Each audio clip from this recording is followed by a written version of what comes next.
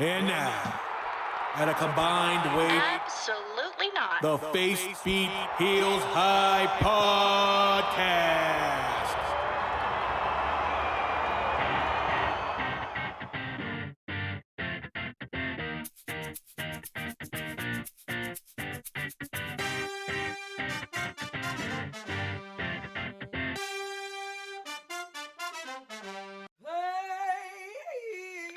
Hey you, you're listening to a wrestling podcast made by women. If you don't like women or wrestling, you should probably tap out now. The views expressed on this podcast are mostly based on personal opinion, and any toxicity brought to the attention of the host will be openly mocked.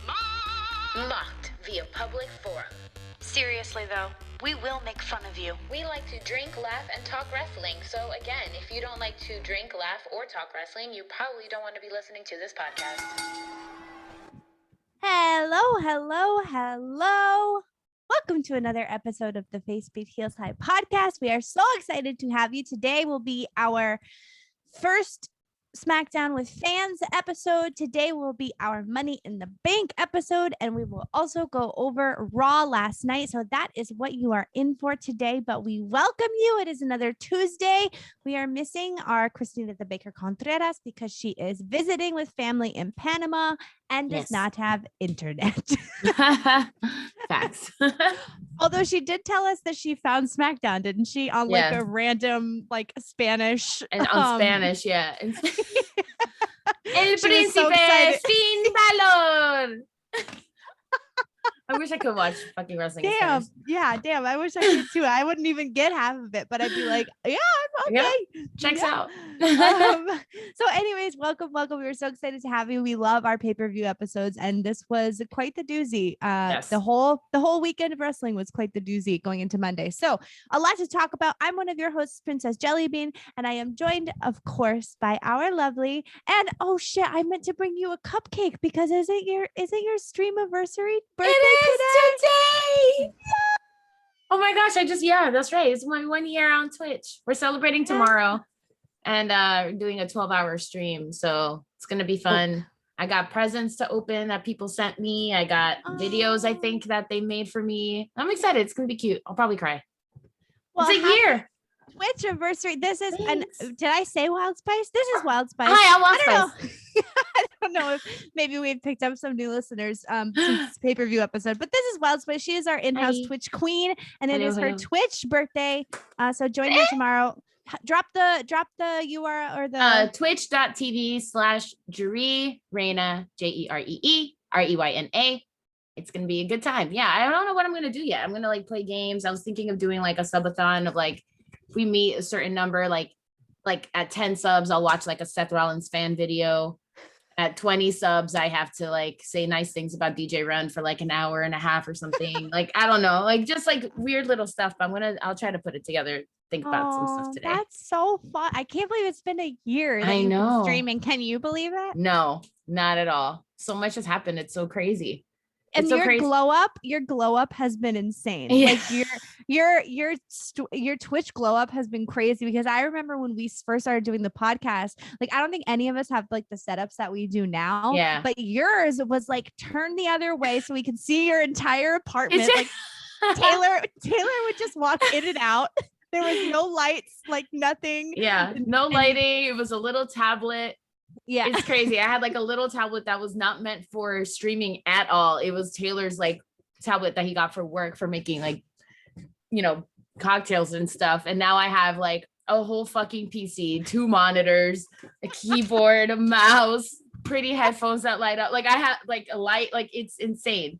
Backlights, and all of your it's crazy. Toy, all of your records, it's just this was just my record stuff, and now it's it's crazy. Yeah, it's crazy. The glow up is real. Glow up is real. The glow up is real. Yeah. It's been a good year. It's good stuff. All ruined by yesterday, but we'll talk about it. Okay. Well, I'll talk about it. I'll end up talking about it because I won't let you just say those things about I won't let you say them. We'll get there. All right. I don't know. Today might be the day. Today might be the day that you and I have a little bit of a disagreement. This was my first wrestling shirt that I ever bought. And this was when Nick thought that it was cheaper to buy me children's shirts than regular adult shirts. So it's a children's. I buy the children's wrestling shirts. Yeah. They are cheaper, Nick. It's a little bit tight in the chest. Yes. In the chest area. But yes. other than that, yeah, this is my John Cena shirt that was my first wrestling shirt I ever had. So I figured it was a good day to bring it out. I don't have any Cena merch and I'm not buying any until you come out with merch that makes me not look like a 4-leaf clover, John Cena. I know. The green and yellow is not it. What the fuck? All right. That's not it. All right. I am drinking. Oh, right. Oh, yes. What are you drinking? I'm drinking White Claw this morning. Throwing it back. Throwing it back. In a Starbucks cup? Yeah, in a Starbucks cup because I refuse to have single-use plastic. So when I get my coffee, I always do at least one or two other uses, whether it's a water cup or a cocktail cup or whatever it is, because we can't do single-use plastic because we have to save the earth. We have to save the earth. She's right. The earth. What do you got? I'm drinking coffee with Bailey's. Nice. I was up until 4 a.m. I was in distress and I was playing video games. And then Taylor got home. I was in distress. And then Taylor got home and I had to tell him what happened. And then he was in distress and he was screaming. No. Yeah, but we'll get into it. You guys are bad for each other because whenever one of you feels in distress, the other one doesn't help. They just also feel in distress. Well, it's funny because, we'll talk about it when we get there. But as you guys all know, he's not a big fan of Karrion Kross. Dare I say, doesn't like him at all. And how upset he was about what happened yesterday was like, oh, you do care. Aww. And he was like, now I'm on his side. Now I like him. And I was like. And then you guys are just both those dogs in that meme where it's like, this is fine. Yeah. Where it's like just fire. It was bad. It was bad. All right, let's get into it.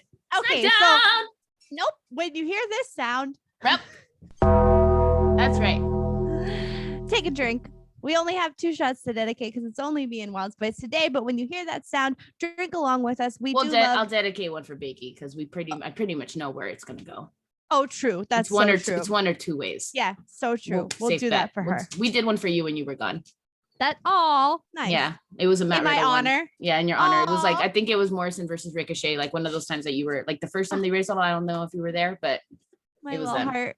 Yeah. My heart can't even handle it. Just the interaction between John Cena and Matt Riddle was just like I peaked, I think. Minnie agrees. No, she's gone. Now she's gone.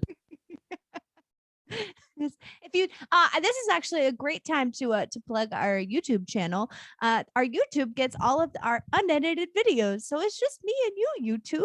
Hi, YouTube. What is up? How are you, YouTube? And if you are watching, and Miles, Miles, I share his name is Miles, and Miles. That's just me and Miles, just the 2 of us.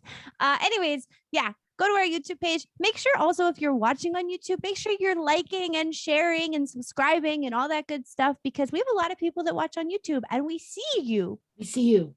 So just like and make sure that we know that you're there. Yeah. One other housekeeping thing that I wanted to, or I guess I could do it later. Let's talk about SmackDown. We'll do it now. Do it now? Well, I have to pull something up for it. Oh. I just wanted to quickly talk about our network, Paper House Network, which is actually mostly a lot of stand-up comedians here in New York. They are doing a live show. So the Paper House Network is putting on a live show that is going to be July 29th. So if you're in New York City, if you are some of our New York City listeners, July 29th, Paper House Network is doing a live show. So the comedians from a lot of the shows, James Mattern is going to be there. I think Babies will be there. We are invited to go. We are not stand-up comedians, so we will not be doing stand-up. But maybe one of us, I will be there. So at least I will be there. I can go. Oh, you want to go? Oh, it's good. a Thursday. Okay, cool. Yeah, I'm not working. We'll have a night. So come. It'll be the first time we see each other in person. Oh. So anyways, that is July 29th. Put it into your calendar. We'll be sharing more information, obviously, about it. But I just wanted to let you know that is a chance to come and watch some comedy with us. With at least 2/3 of the Facebook Heels High podcast, if not 3/3. Yeah. So check it out. It'll be a good time. I'm excited. Me too. I'm excited too. Yay. Oh. SmackDown? Let's talk about SmackDown. So SmackDown was the first event, WWE event with real live human beings. Yes. And it was, okay. So this is my first time. Go ahead. Since the panty, like watching not old episodes, obviously, and old clips. Man, it was something different. I think we were texting. I was crying.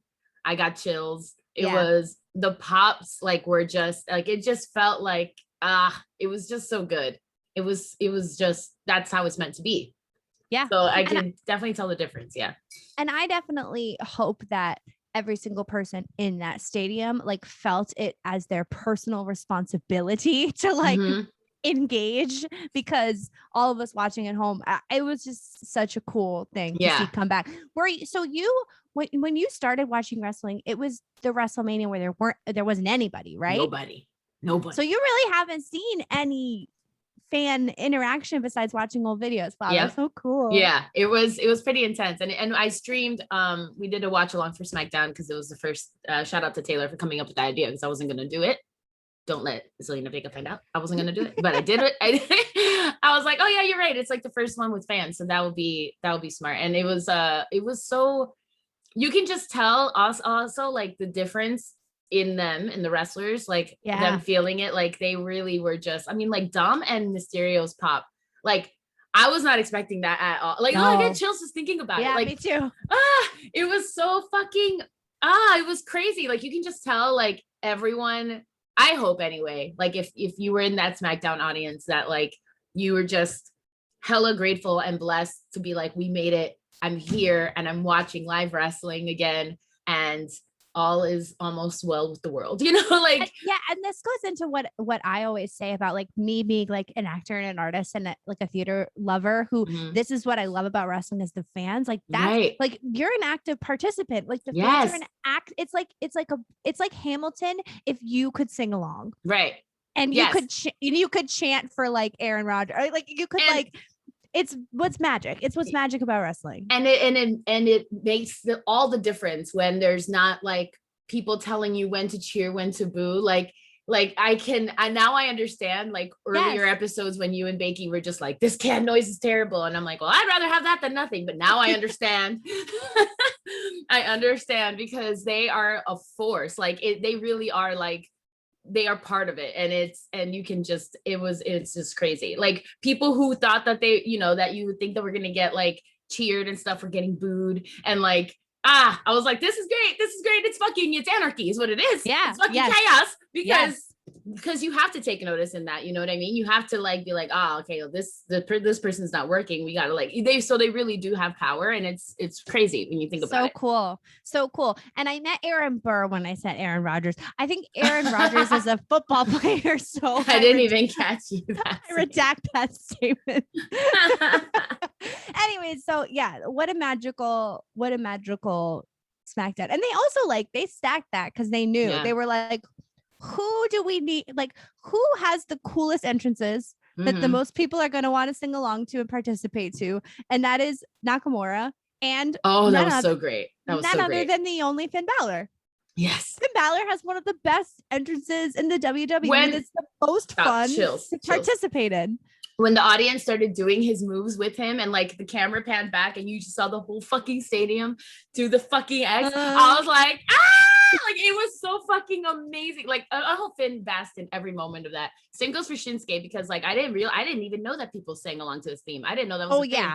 And people were like, in my chat, they were like, oh my God, it's the first time you're gonna see it. Like you're gonna hear people singing it. I was like, I didn't even know that was a thing, because no one had ever seen it ever. So, and that's true, because like it's something that you like, those moments are something that you like can't even explain. Like I know you've kind of seen it with like the NXT crowd, which is the worst people in the world. However, like Adam Cole, baby, like everyone does it, and everyone like does the like hand stuff, and it's so stupid, but it's so fun. Like it's so fun because there's no embarrassment. Like everyone around you is also doing it, so it's not like you're the only person. And that's why John Cena is so good at what he does, because he is riding those ebbs and flows, and like everyone in a stadium is either saying John Cena or John Cena sucks. So it's like that's that like polar thing where it's like he's getting a reaction out of everyone. Right. It doesn't matter who you are, where you come from, what walk of life you come from. You either hate or love John Cena. I love him, but I love him too. But that was perfectly timed by the WWE. I mean, you had your A team on that night. So Bianca's pop made me want to cry.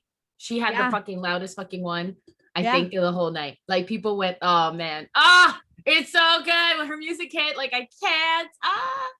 And also thank you for beating Carmella. Why do I have to watch that again? But whatever. Why do I have to watch that again? Seriously. We shouldn't have to watch that again. I can't believe I have to watch that again. In Miami now. You think putting it in Miami is gonna make it different. Okay. We're gonna do it at a music festival. Okay. I don't get that. I hate it here. So I truly hate it here. I truly hate it here. So yeah, anyway, it's SmackDown. So that's good. really it. I feel like the fans were the star of the show. Like everything that happened is obviously going to lead up to Money in the Bank. Which we probably get into now. Yeah. Should we take a break first or no? Should we start? No, let's just start. How many breaks do we need? 2. Let's take a break. Oh, dang. Right? Because then we do Money in the Bank and then puzzle time. Yeah, let's do puzzle time. I need puzzle. Okay. Uh-oh. This episode is brought to you by Voodoo Ranger. It's beer. It's hoppy, trend-setting, innovative, served with a little sarcasm, just like Paper House Network. Paper House Network is hoppy? Yeah? It's like beer for your ears. Get yourself a Voodoo Ranger. Hey babies, it is me, the self-appointed Commissioner of Comedy, James Madden. I just want to tell you that every week I'll be wherever you listen to podcasts with my show, The Commissioner of Comedy. I've been doing this, babies, for almost 20 years, grinding up and down, and I'm here to convey it to you about the do's and don'ts of the comedy scene, the proper etiquette, the unwritten rules, if you will. Whether you're just a fan, or you're a young buck starting out, a grizzled old vet, or just someone who wants to peek behind the curtain and see how the sausage gets made, tune into the podcast, The Commissioner of Comedy. This is what it's about. It's only on Paper House Network, and it's for you, babies. It's for you. And that's one more shameless plug, because that is James Madden, the Commissioner of Comedy, who I'm sure will be on the show on the 29th. Yay! And I don't know if you heard, but he did say if you're a young buck or a fan or a grizzled old vet, and those are all wrestling terms because James Madden is also a wrestling fan. So yay! There's that. I love you, James. We love you, babies. Should I pull up Money in the Bank? Yes. Pre-show was Mysterios versus those other guys. The Usos. Yep. How did you feel about that? First of all, what was this? Was it Mayan to alien into an alien portal? What was that? You saw that? Did you see that? No. You didn't see that? What? No, I did not see that. There was the Dominic and Rey Mysterio's entrance was like a video, and it was them like standing. I can't remember what the background was. My mind goes to like a Mayan temple or something, but it was like a portal opened up, like a Rick and Morty portal. Cool. And then they stepped through the portal in the video. It was bad. It was badly done, but it was a portal, and that was their new entrance. So I don't know what that's about. Well, we should. I have no idea what that is, but I like the Rick and Morty portal. Let's go with that. We should dedicate Becky's shot. Okay. To either Finn Balor being on SmackDown, which means Becky gets SmackDown. SmackDown's where it's at. And the Usos becoming 7-time tag team champs. Ayo. Yep. Which can I just say is quite surprising. I was just gonna ask how you felt about that. I feel like it's rewarding bad behavior. I feel like, what kind of message are you sending out by having it's Jay, right? With the DUI. Jimmy with the DUI. Whose name we married to? Damn it. I always get them confused. I know. Yeah, we always need bad. Becky. It's Jimmy. Jimmy is the one with the DUI. Yes. Yes. Final answer. Jimmy. Lock it in. Locking it in. Jimmy's the one with the DUI. So I don't understand, like, instead of getting him help, Right. You put a belt on him. Right. And I was like a band-aid for a bullet wound, in my opinion. And I feel like this is not going to be good. And I just want to toss this to the WWE. We tried a sober angle with our friend Jeff Hardy, and it fell flat on its face. Okay, well, but that being said, I think we talked about it extensively on the Face Beat Heels High podcast, that addiction is probably not going to help you. Not going to help you. You know what? I feel like I don't know for sure. And I know I have friends who work for this company that maybe I could probably ask, but I feel like they are like the people who run The Bachelor and The Bachelorette, and they really don't give a fuck about mental health. Right. That's what I feel like. And I don't understand how, I mean, like you should have like all the health benefits and medical benefits, right? They should be able to go. You should care about your talent enough, but it's clear they show time and time again that they really don't. They really don't care about them, and they just see dollar signs when they see them, and it makes me really sad. It makes it really hard for me to be a wrestling fan when I think about shit like this, because as much as I want to be excited about stuff, like when you have someone like that, when you have them win because you care about a storyline over a person's well-being, it makes me sad. Right. And I don't like it because I feel like he needs to get help. Like he doesn't need to be a champion right now. When you put a belt on them, like that's more work for them to do, especially now that we're going on tour and that the fans are back and everything. Like that's just going to be more work that you have to do now. And it's like, I don't think he's in the right headspace. Well, and they said it too. Like they had Roman Reigns say something that was like, well, some of us or whatever, like, what did he say? He said in his little backstage thing, he was like, he was so sassy. He was so sassy, but like, he definitely like referenced it. Backhanded compliments. He referenced it though, like basically. So I wonder if they're teasing some kind of storyline in which is not good because that person's going through something real. Like their lives are not a storyline for you to explain. Like, so yeah, we'll see. We will see about that. Does it make you so sad? I have no faith in them. I have no faith in this company. And it sucks. And yes, I know I can watch AEW and I know I can watch Impact and I know I can watch New Japan and all this stuff. But like for some fucking reason, I love these fuckers. So like I want to watch them and I want to support them, but I hate who they work for. It hurts my feelings. I wish that they were just under better fucking management. Right. Like I wish that they could all stay and like the company, because of what they're able to accomplish because of the name WWE. I wish I could say, but I wish just everyone else, like the means, everyone else in charge, put somebody else in charge, because I can't. It hurts my heart to see it. Ugh. But it's not like they don't have the means to do it. That's what I'm saying. Like all you have to do is be like, listen, you know, like we know that we have the storyline for you and we know this and this, but you know what? Like your health is more important. So why don't you take like 2-3 months off or however fucking much time you need?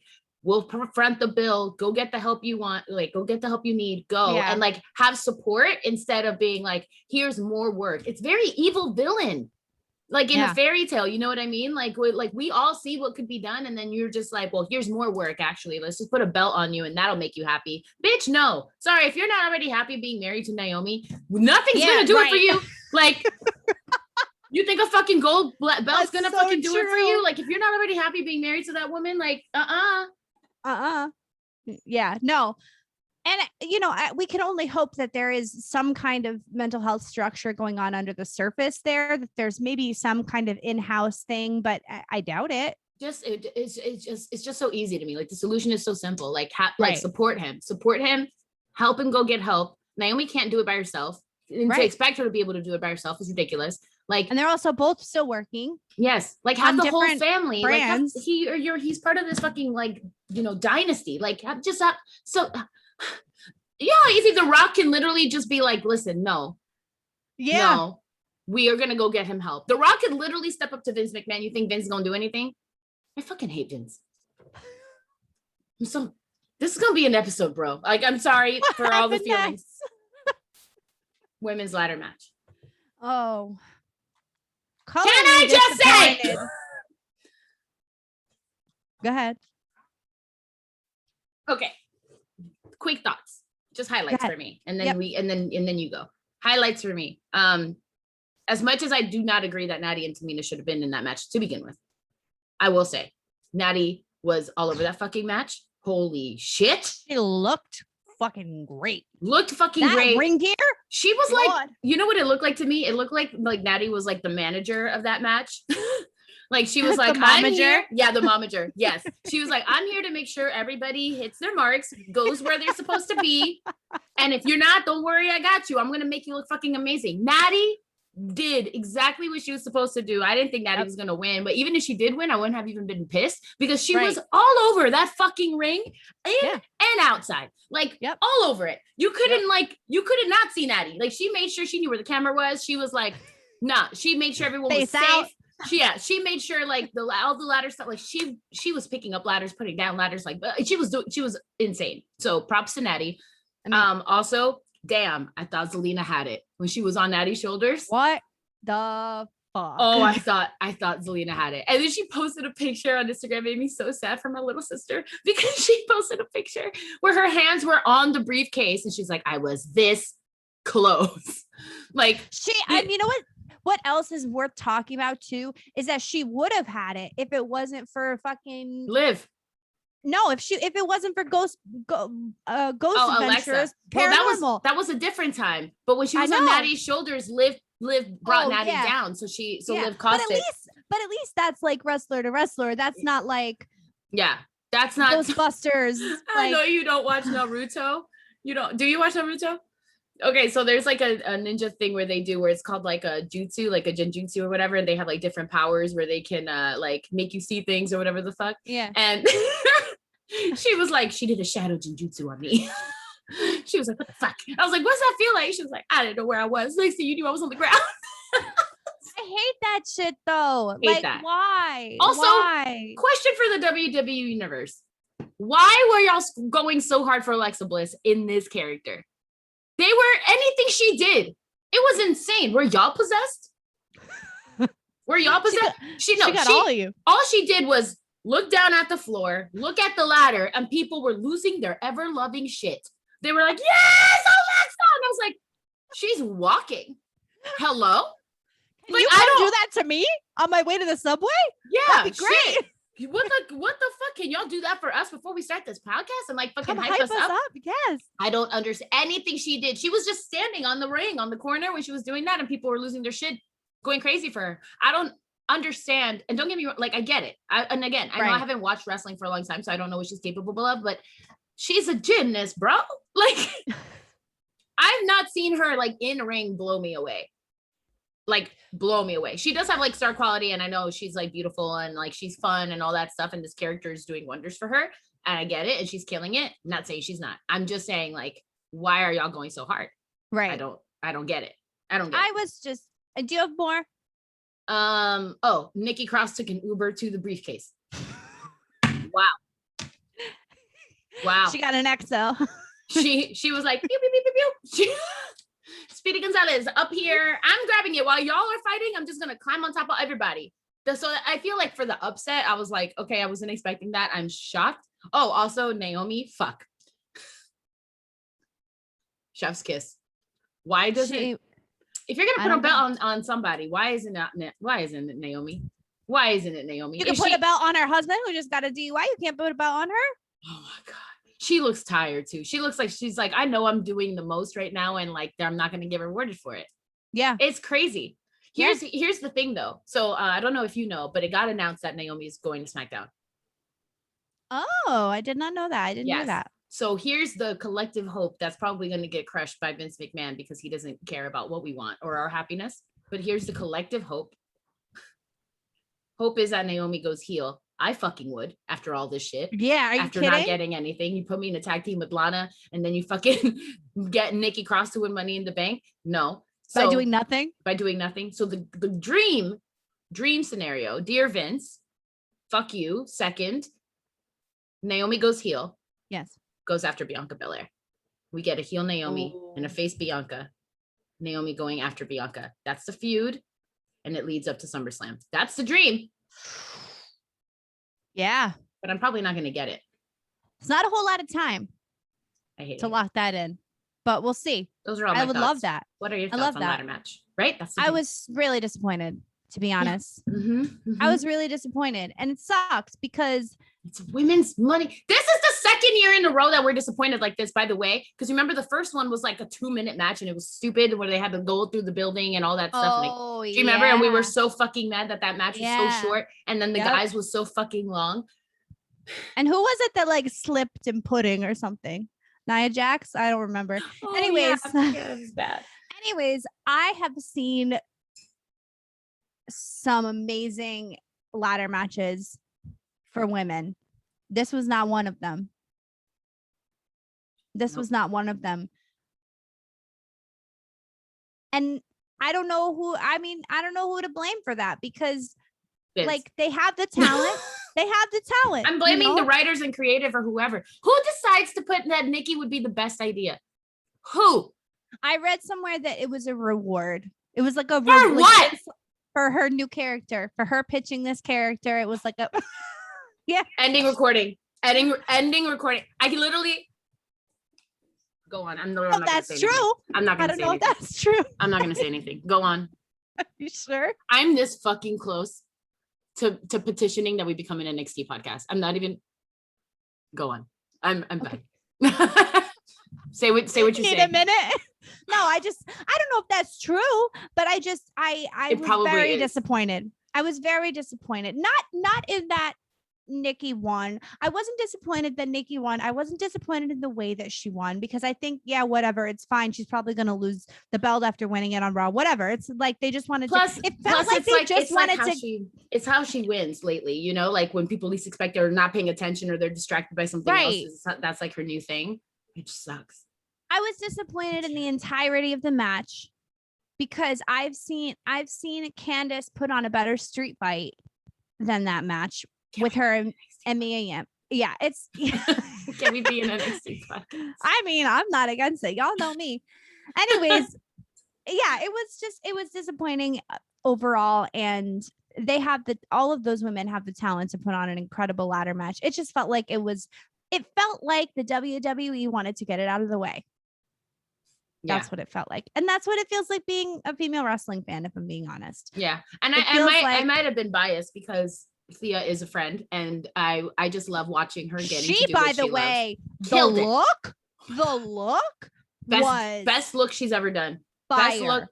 I can't. She came out with the curls. Yes. And the fucking queen of the damn shit. Yes. Like the flat, but make it fucking flower garden festival. Like, oh my God. I got goosebumps. Bro, I'm telling you, I got to tell her that shit yesterday, and I was like literally, we were all just talking about A, how proud we were of her, but B, like that fucking look was, and her pop. She got such a pop. Girl. That's my sis. My girl. That's my little sis right there. It's my little sister. I love her. She loves me back. Alistair says so. Yeah, it just felt rushed, and I hated it. Yeah. I didn't hate it, but I hated it. You know what I mean? Like I didn't hate it because they were some of my favorite female wrestlers in a match where you could have had such amazing spots. Mm-hmm. Like, but then the men go and they get to have these crazy fucking spots. Yeah. Like, why don't you give those spots to women too when they're completely capable of it? Exactly. Yes. Yeah. I don't know. Hate that. Well, it's for the same reason that the briefcase is smaller. Bitch.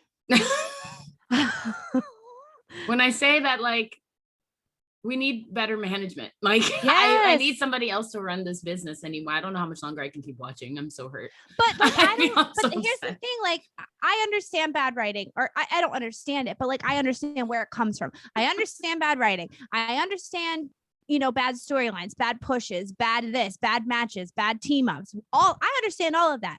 What I don't understand is having an opportunity like a ladder match where you can actually showcase a bunch of wrestlers at the same time, but you don't actually showcase any of them. Yeah. Yeah. You know what I mean? Like so often we had that bullshit with who was on the outside? Like there was a match going on the outside of the ring because they were both commentating, but then there was a match going on over here. And then like someone came in. I don't remember. It was a women's match. Anyways, but like you were just getting all the women out of the way, basically in one moment or like one match. Yep. Why are we doing that again? When we have an opportunity to actually forward some of that, like I hate it. Yep. Hate it here. Okay. Next, Moving on. Raw Tag Team Champions AJ and Omos versus the Viking Raiders, who are impressing me more and more. I love the Viking Raiders. They are great. They're gonna get the belt soon, for sure. I hope they get more heel. Yes. I think Also, they could pull it off. Ivar, bro, you are crazy. Monster. Holy shit. They're great to watch. No notes on that. I don't have any. Yeah, I don't have anything on that. It's fine. It was a nice little in between match for Money in the Bank. Yeah, it was good stuff. Bobby Lashley versus Kofi. Okay.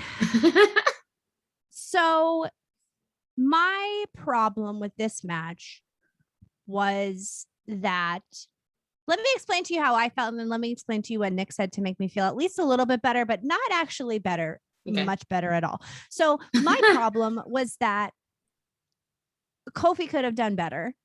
Like, there was room for Kofi to lose, but still be the Kofi that we have come to know and love, because Kofi is stronger than that, more powerful than that. And we've come to know him as an amazing wrestler. So, like, why was he just get the shit beat out of him the entire time? That was what really bothered me, because I felt like the outcome could have been the same, and Bobby Lashley could have walked away looking powerful or almighty or whatever you want him to look like. Like, the outcome could have been the same, but Kofi still could have had some cool moments and held his own a little bit more.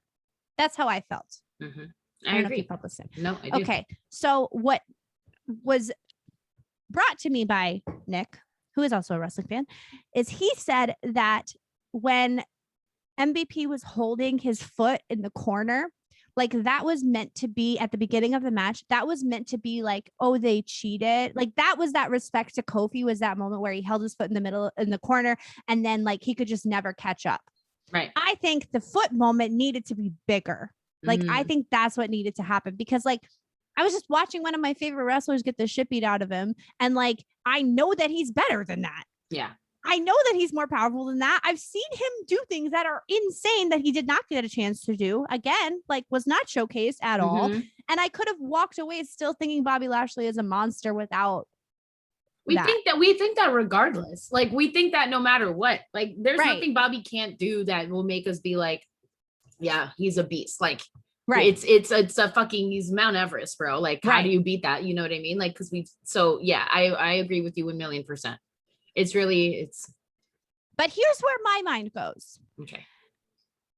This outcome of this match deserves vengeance. Right. And I think the person vengeance. I think the person to do that is Big E. Yeah. Yeah. I think that's where we all think it's going. Like, he's gonna go and get revenge. Hopefully cash in. Or this is my other idea. Or he cashes in against Roman Reigns, and then we get a New Day reconvening, because the Usos and Roman Reigns, we could have God. Oh Xavier, no, I just had a horrible idea. Xavier, Kofi, and Big E, 3 versus 3 tag team belts, and the main one. What? Listen, you guys are getting a Wild Spice who is very, very much jaded after watching what Didn't I tell you? Didn't I tell you that's what it's like to be a wrestling fan? People did say, all your dreams get crushed. Well, we're gonna talk about it when we get there. But I think this is the first time that, like, I actually had my heart broken, was watching not just what happened to Karrion yesterday, but all of Raw. I feel like it was the worst Raw I've ever seen, with the exception of John Cena, who, thank you. Like, but my babe, you can't save the world. You couldn't save Fast and the Furious, and you can't save Raw. Like, you just can't. You just can't. I admire the effort, and I love you more than anything, but you just can't. So you're talking to a very jaded Wild Spice.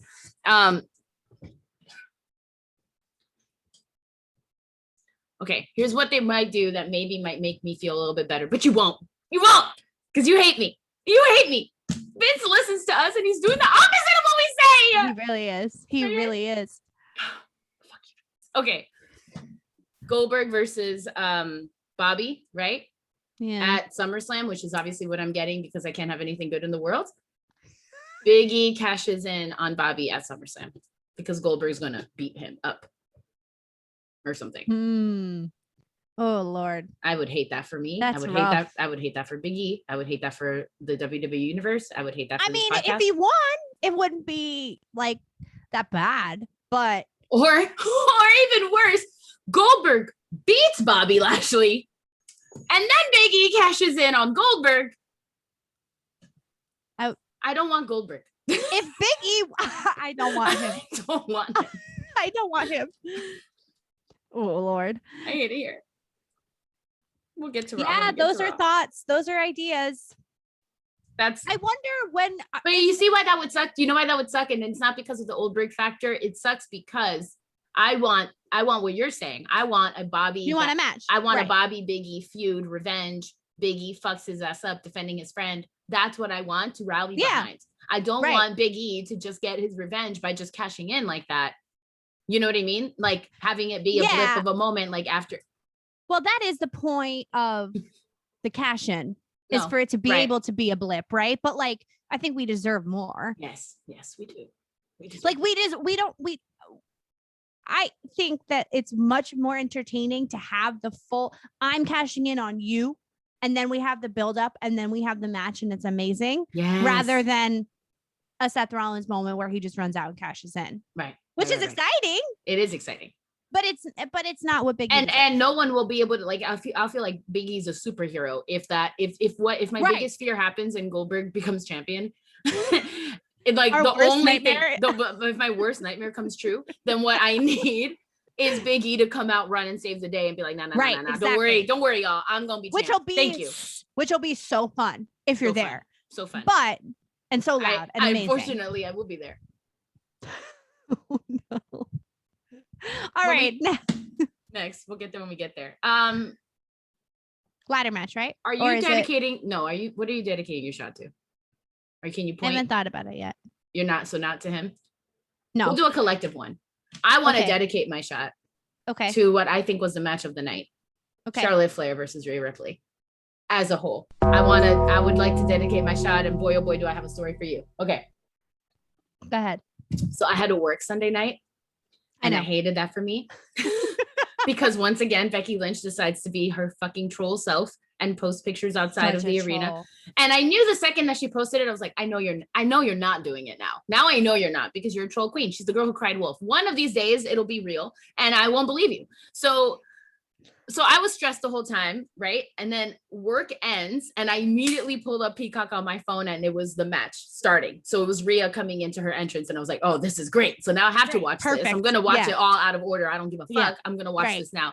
So I was leaving work and I was going to go get some pizza and I was watching the match in the streets of New York. And I was screaming and I was stressed and it had all the feelings because so many times I thought Charlotte had it and then Rhea would kick out. And then likewise, I thought like Rhea had it and then Charlotte would kick out. So it was everything I loved about wrestling. And it has to be said for Charlotte Flair and Rhea Ripley. And I know like Twitter's already said it, but like, it's so fucking true. The fact that they started off with "We Want Becky" chants and then it transferred into "This is awesome" just goes to show how fucking amazing these two women are at what they fucking do. Because they made us forget. They made us fucking forget that at any time what everyone was thinking was Becky, right? Becky would come out. Yeah. Made us completely, who cares? Who cares? Because they were putting on amazing fucking wrestling. And it was, to me, the match of the night. Yeah. It was the match of the night. Like, yes, main event, storytelling, everything. But Rhea Ripley and Charlotte Flair sacrificed their fucking body and soul for us. And it was amazing. The only thing that I'm confused about in this instance, and I think I can probably speak for a lot of the WWE universe. So if any of our friends and family listening to this have any ideas, let me know. I'm confused about who's the face and who's the heel. And that makes it hard to root for the face or to root for the heel. Do you know what I'm saying? Like, wrestling is so much so about good versus evil and so much so about like all of this. And like, so like I said before on the FBHH podcast, I like that, like, they're, she's stealing Charlotte's moves in her, way or whatever. But like, that makes me as a wrestling fan not know what to chant because there's no boo yay. Right. I think the audience was definitely pro Rhea, and I agree. Charlotte is such a heel, but I think I think that they are depending on that too much, because it's like, no, you do have to make it a little bit clearer, because just because Charlotte is like the biggest fucking heel in the women's division doesn't mean that makes Rhea automatically the face. And I think that's where the disconnect is. I think they think that it's fine. Like whoever Charlotte faces, obviously the other person would be the face. And it's like, no. Right. No. And we want Rhea to win because we love her. But again, as sad as it is, not everybody watches NXT. And y'all have to fucking remember that. Not everyone fucking watches NXT. So as much as we love Rhea, the world might not know, because all they've ever seen is Rhea be this arrogant, you know, using Charlotte like almost like following in Charlotte's footsteps type rolled situation. Around in Hot Topic. Yes, rolled around in Hot Topic with extra fucking studs. Like she doesn't. It doesn't help her case. You know what I mean? No, right. That's what I'm saying. We're Team Rhea. Obviously, we watch NXT. We support her no matter what. But not everyone watches NXT, and y'all don't fucking remember that. And which is why we're gonna fucking fight. That's the thing too that surprises me the most, and we can get into it when we get to the dark days of this podcast today. But that was one of the things that I kind of forgot about the crowd, is that NXT debuts don't get the pop that they deserve. Right. Yeah. Like nobody is waiting. Like we're waiting for Karrion Kross. We're waiting for Candice. We're waiting for, whoever else. But like the WWE universe is not. It's like we say all the time. It's like a black box, amazing off-Broadway actor making their Broadway debut and kicking ass, but not getting a standing ovation at the end of the show because they're not a Broadway actor. Mm-hmm. Mm-hmm. It's incredible to me. Mm-hmm. How people don't watch NXT is just mind-blowing to me. It's the better brand. Don't you get it? Don't you get it? It's just a better show because there's different people running it. It's why it's shorter. I'll get to it. It's only once a week. I mean, the case is strong for us to be in NXT podcast, to be honest. Like, can you guys seriously email us if you don't want us to be in an NXT podcast? I'm hanging by my motherfucking thread, bro. Let us know if you will no longer listen. You probably won't, because you guys love listening to us scream. And the only thing that makes us mad is the main roster. NXT doesn't piss us off. No, that's probably what it is. Yeah. I'm going to be stuck doing this for the rest of my life. I have to watch Raw for the rest of my life. It's a dark day. All right, next. The ladder match, right? The ladder match is next. Men's ladder match. Ricochet. How do you not push Ricochet after this match? Y'all about to see me angry though, because you're gonna get more angry when we get to Raw, and I have thoughts about Ricochet because he wasn't even on the show. Listen, go on. It's fine. No, I don't want to. Can we end? No. Can we end now? Bye forever. This is the last episode of Facebook Hillside Podcast. Christina the Bear Contreras sends her love from Panama. She's probably fighting this, but you know what? You're outvoted. All right, Christina. She shows up on the Zoom. She shows up on the Zoom next week all by herself. She like puts in the tag in the group chat. She's like, "So are we recording today?" Nobody answers. We quit. I wonder if she would try to record by herself or if she would just leave the room. That'd be great. We should do a Bakey only episode. Anyways, ladder match. How do you not push Ricochet? Go. This is the ladder match that I expect. This is the ladder match that I need. These are the spots that I want. Kevin Owens, I see you taking them, boo. I see you taking 2 huge bumps for the team. That is what makes you amazing. That is what makes you Nick's favorite wrestler in the world. And aww, cute. And yeah, they also look like cousins. I'm not gonna lie. So I will say I panicked when Drew looked like he was gonna win. I was panicking because it was the one thing I didn't want to happen. Right. And it didn't happen. But you know what? That was mean. That was rude. That was not the way that's not the way I wanted him to lose. That was rude as fuck. First of all, Shanky. Fuck you, Shanky. You're gonna come for my man like this? Like he had to be hauled off. Like they kidnapped him. They kidnapped my boy. And like, I don't know what they did to him. And that's mean. It's rude how it happens. And you know what? I will say this, even though I didn't want Drew to win Money in the Bank, because I don't think, not that he doesn't deserve it. Obviously they all deserve it, right? Right. For the most part, they all deserve it. Who needed it more? Like Drew didn't need it. Although I didn't want him to win. It sucks that these are the moments that Drew is getting in front of fans. Yes. That's what hurts me, because say what you will about him, people don't like him or they think he was pushed too much or whatever. Asuka and Drew McIntyre carry 2020 on their fucking backs. Yeah. And Drew was the champion we fucking needed. Yep. He was the champion we deserved. He was great at what he did. He was not only could talk the talk, but he could walk the fucking walk. And you had him lose to Bobby at WrestleMania, fine. But these are the moments he's getting in front of pay-per-views now. And it makes me sad because Drew deserves better than this. Like, I get that he just shouldn't be the face right now of the company, but he deserves better than that. Right. This is fucking ridiculous. And we'll get into it when I get into Raw.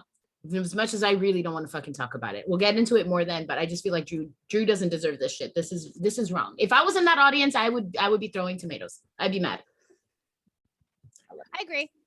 I definitely agree. And I think that there's another instance too, where I think that like that ladder match is such an opportunity to showcase everyone. And I feel like Drew didn't really have an opportunity to be showcased. Yeah.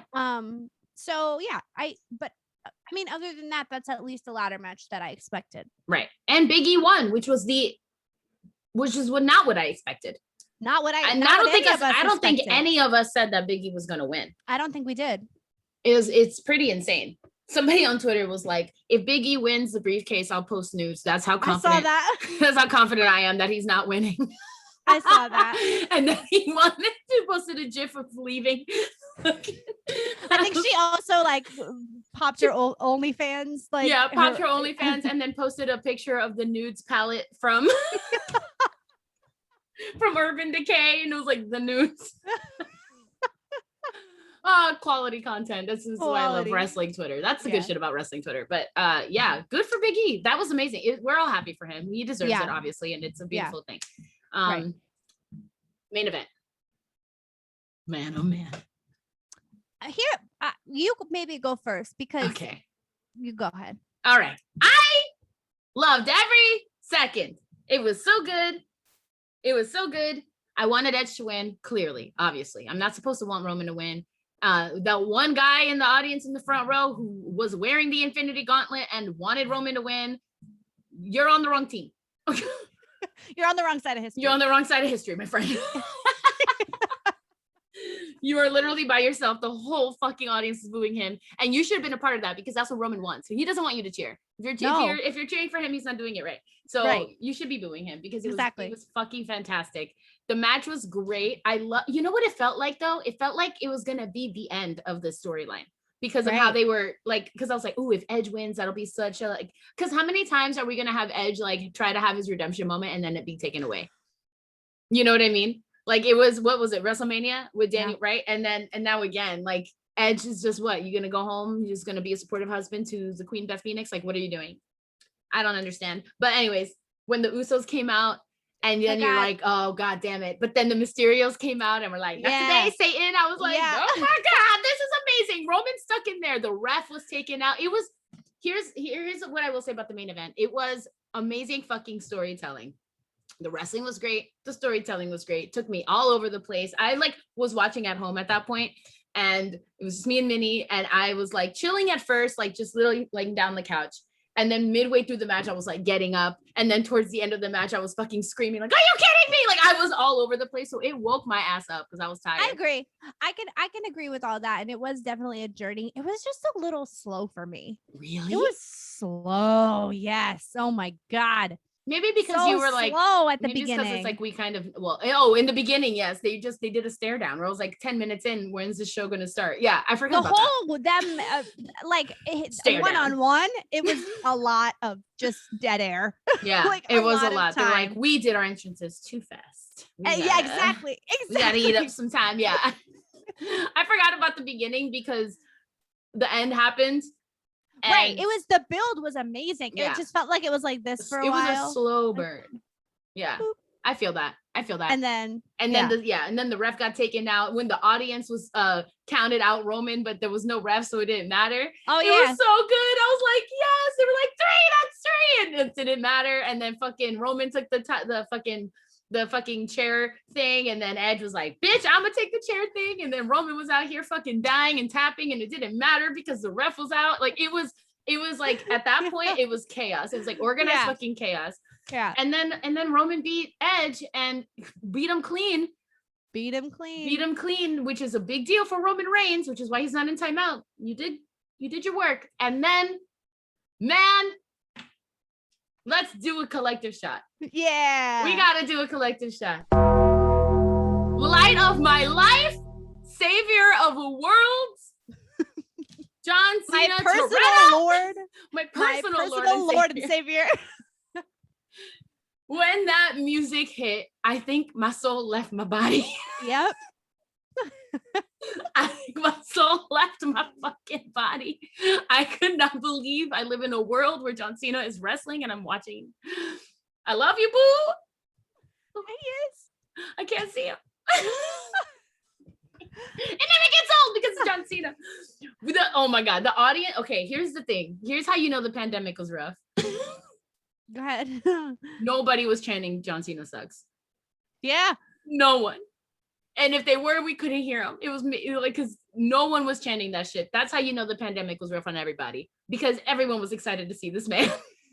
Everyone was fucking happy. His pop was just stupid. Got back from driving cars in space, and now you're gracing us with your presence. He didn't go to space. Oh no? No, he didn't go to space. He was too busy doing stuff. I don't know. I fell asleep at the end of the movies. I don't know what happened, but I know he didn't go to space. Doesn't matter. He came back to the WWE universe. That's all that, it was like, all that we care about. Oh my God, John Cena's back. And what a day. What a way to end, because I watched that video, maybe, I'm not even exaggerating, like 50 times. I watched it on a loop for like 30 minutes. Just the fucking, now everyone has to acknowledge me. Roman's face at the moment that music hit, that everyone fucking knows, like, dun, like the second you hear that, like Roman's face, his chef's kiss, beautiful. Show me, like, I need a pan out. I need Paul Heyman's face on that too.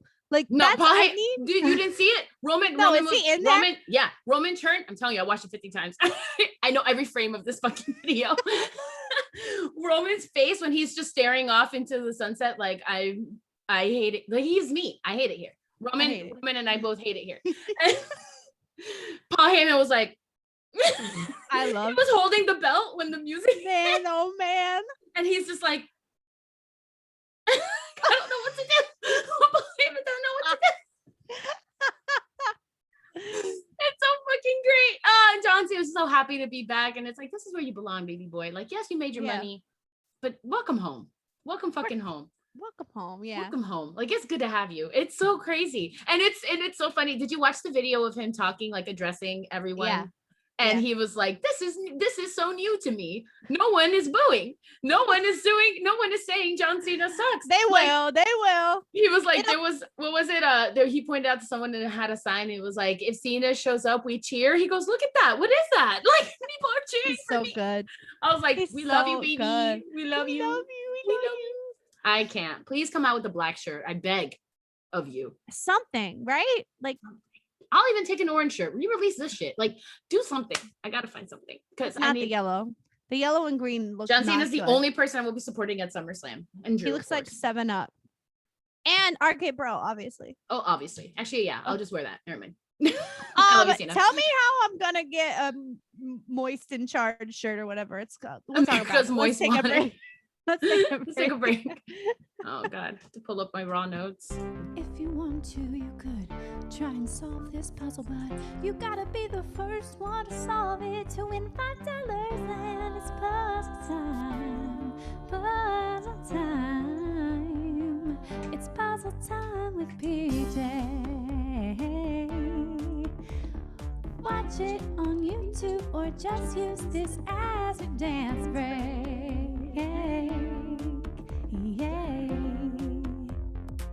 It's puzzle time with PJ. Puzzle Time with PJ brought to you by Silk City Hot Sauce. Go to silkcityhotsauce.com and use the code HEELS, HEELS, for 15% off your entire order.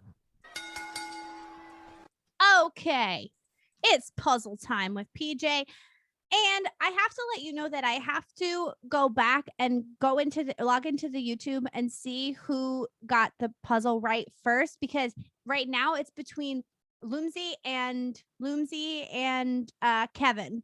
You guys are in the running for getting the puzzle. My puzzle for last week, it was win with ease. Win with ease. So you guys both got it right. I just have to go back and see who got it first. Y'all are smart. They're so good at puzzles. Crazy. And yet when I play Resident Evil, none of you help me.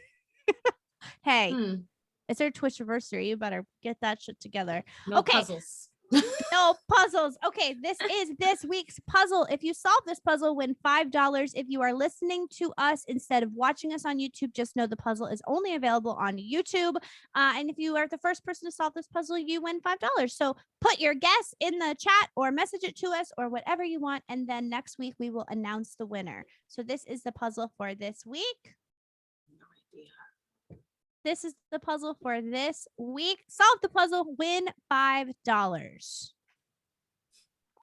That's it. I'm an idiot. I don't never know the puzzles. It makes you feel so stupid. Here's the thing. I don't either. I don't know the answers either.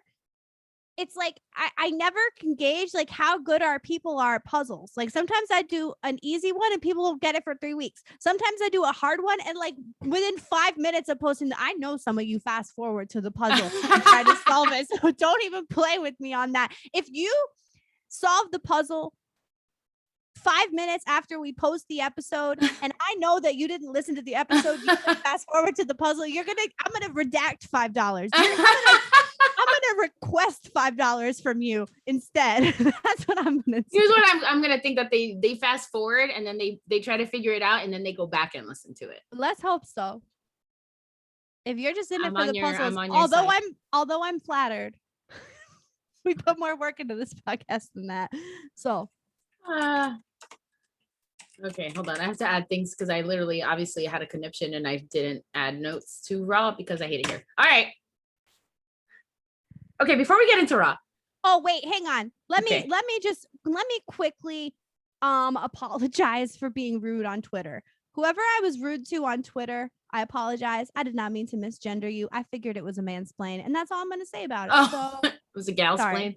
It was a galsplain. It was definitely a splain of some kind. It was just, I didn't mean to be rude to you, and I don't ever want to be rude to anyone. However, but to be fair, you were rude first. The true. That's the real truth. So I'm Princess Jellybean, bitch. Yeah. No, seriously. Let's all be friends and lift each other up. It just says something about toxic positivity. We are not the show for you then. Why are you even following us? Because clearly, how so? Do you listen to us? I hate it here. Like I fucking hate it here. Look at this side of the camera. It's all dark and gloomy. And we're black on purpose. I'm sweating. I hate it here. All right. I hate it here. But seriously, I do apologize. And we want to hang out with everyone and have everyone be friends together because there's so much bad shit in the wrestling world. Why wouldn't we all want to lift each other up? I don't know. I don't get it. I do apologize for misgendering you because that's not cool. All right, go ahead. So I'll start this. So I streamed yesterday and we did a Raw watch along, which was probably one of the biggest mistakes I've ever made in my life. If you really, really, really want to see real-time reactions, the video is still up. I was tempted to just like just play it. Not the whole thing, but just play like the solid 10 minutes that I ranted because I was so upset to the point that I cried. I was really mad. But anyways, Raw sucked. So I also started off the stream with a Cena celebration. So it was 4 hours of us just so happy as fuck that John Cena's back. I watched Becky matches that I had never seen. I was so excited because everybody thought that she was going to come back tonight. And of course, I was like, I'm not going to put my hopes up because I get disappointed every time. And I still did. And I was disappointed. So anyways, we open with the light of my life. John Cena comes out and he calls Roman Reigns an asshole. And I wish that NBC or whatever the fuck USA Network, I wish it wasn't blipped out because I would love to have that as a sound alert. He said, I'm back because Roman Reigns is an asshole. Yes. And then did you hear the crowd?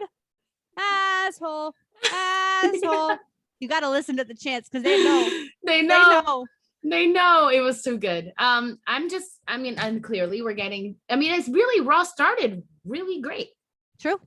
John Cena, and basically he's like, I'm going to be here on Friday and I'm going to sell it to his face. And I was like, you go off, John Cena. Fuck yeah. Fuck yeah. Girl. I'm happy. I was excited because yay, this is when I was excited about going to SummerSlam. It was a nice time. I wish I could go back to that. I was excited because I'm going to get to see John Cena at SummerSlam. You would think that would cure all of my problems, but alas. So that's exciting. And then enter Matt Riddle, living his fucking dream, living his little boy wrestling dreams. I can't. He comes out and he has a cute little moment with John Cena. They have a bro off, and it was great. And Cena was like, "I get it," and I was like, "Of course you do, because you are the best." Of course you get it. You are everything to me. Doesn't matter what walk of life you come from. John Cena get it. Yeah. John Cena gets it. Yeah, John Cena gets it. Don't matter. Take one look at you. He's like, I get it. I get it. I get the bro thing. And he's like, bro. And it was so cute. Like, just imagine like Matt Riddle just like, first he gets to have like his Seth Rollins shit. You know what I mean? And now he's like with John Cena. And I didn't even think he posted something about it on Instagram. And I'm like, look at you just living the dream. And I just wish that WWE treated all of their NXT superstars the way they treat Matt Riddle. But whatever. Preach. We'll get to it when we get there. You're not dedicating your shot to this? I thought you would. Interesting. I lost the bet. All right. 6-man tag team match. Again, Viking Raiders are crazy. They're insane monsters. So good. It was so entertaining. I hope we never go back to the days when they wasted their time playing putt-putt golf, because they're so much better than that. but those were good days. Okay, that was quarantine days. Let me be clear. Putt-putt golf is never a waste of time. However, I love that bromance. Street Profits and Viking Raiders. I can be back and do just as good as you. But the match is blue dick. Yeah, no, the match is blue dick. But like seriously, it was insane. Yeah. Morrison coming out with his America's Most Wanted shirt. You have to get it. Also, but like, was it Ricochet? No, it wasn't Ricochet. It was Matt Riddle who took the water gun and then blasted it at Omos. And then Omos thought that the Miz did it, and Miz was screaming, "We're on the same team! We're on the same team! It wasn't me!" They're a treat and a joy every single Monday. Monday. It's just all my guys are on Monday. Yeah. Do you want to cover Raw? No. Okay. I'm gonna put my 2 cents in as we go along. All right. It was worth a try. All right. All right. So that shit was good. We should talk about the Symphony of Destruction match. What the fuck is that? And can I just say that this is truly where Raw starts to go down? It started here. It started here. I mean, what? Also, I think Elias was not supposed to lose. And I think he really did get fucked up, because when the ref did the test thing, I don't think Elias squeezed like I think it was like more of like, you can see that the ref was like turned to Riker and was like, he put the arm on him, you know what I mean? And it was like, do it, because we have to end it right here. Because that might have been more time. Yeah. Elias was bleeding from the face. And I feel like that last thing that they did, it was like too much on my boy. My heart hurts when you destroy instruments that could be given to a school or something. Like, why? Was it? And the commentator was like, not the piano, please. Like, please don't do it to the piano. Yeah, not the piano. Not the piano.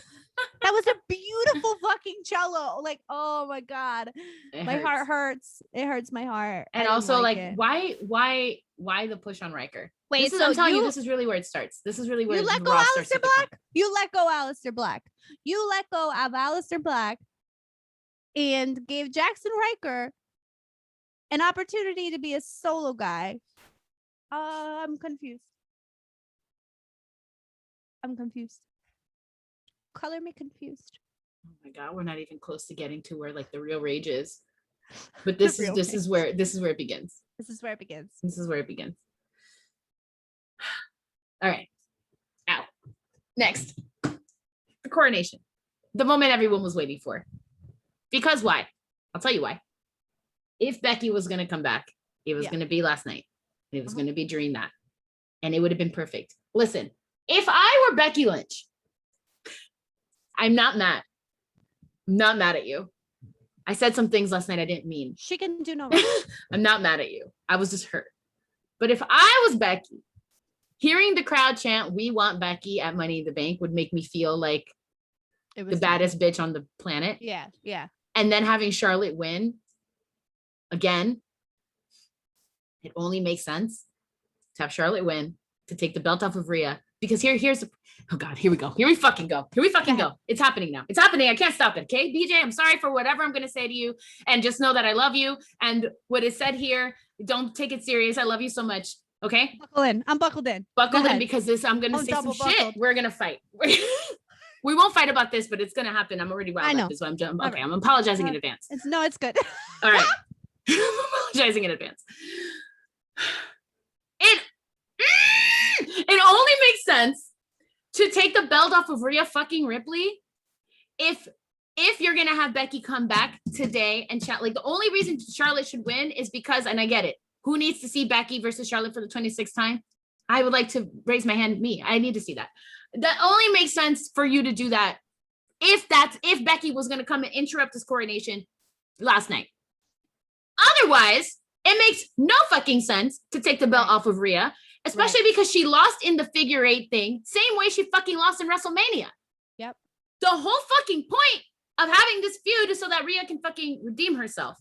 Now, I know that they said that the rematch clause was taken out. Haha, joke's on us. Once again, the WWE Universe, they said, fuck you. We're still going to do rematches anyway. So it doesn't matter. Right. So we get a rematch and Rhea's music hits and I was fucking shocked. Not because, again, I wasn't really expecting Becky to come out because I can't have anything nice in this world. But it literally doesn't make it. I don't need to see the match again. You've given me the same match since Rhea won. Right. At WrestleMania. It's been 3 months and I keep getting the same fucking thing. It doesn't make any sense for Rhea to lose the belt.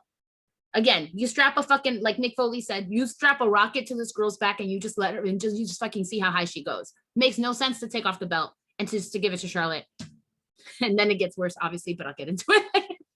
Right. Well, I thought when we had that moment and the coronation happened, I thought it was in the bag that Becky would come out at the end of that match, at the end of the night. I thought that was like set in stone, ready to go. Either Rhea wins it back, Rhea wins it back, and then Becky's music hits. Like, that was crazy that didn't happen. That it just especially ended. because here's the other thing.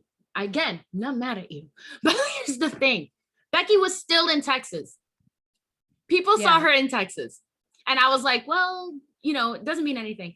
The crowd cheering Becky shows that literally everyone thought that she was going to come back. Literally. Yeah. Like, and not for nothing, but like, again, I'm okay. See, now it's coming up again. And now I'm angry to the point that I'm going to cry. Like, this is very serious. Like, I'm actually really upset about it. Not having her come back last night, I have no hope at all that SummerSlam return. Like, if she comes back, if that happens, it will be a SummerSlam return. I have no hopes that she's going to have a match at SummerSlam. None whatsoever. Actually, I have no hopes in anything anymore because the WWE hurt my heart so bad. Like, I'm not even kidding. I hate it here. Like, when I tell you I hate it here, can we get a shirt that just says I hate it here? Because, like, I do. Like, I hate it here. I'm so upset. It makes no sense. No sense. No sense. If she does, I was like, I'm not expecting to see Becky until Rumble last entry. I'm not expecting to see her until then. I mean, there's the only thing that's on our side right now in that regard for Becky to have a match at SummerSlam is we have some time.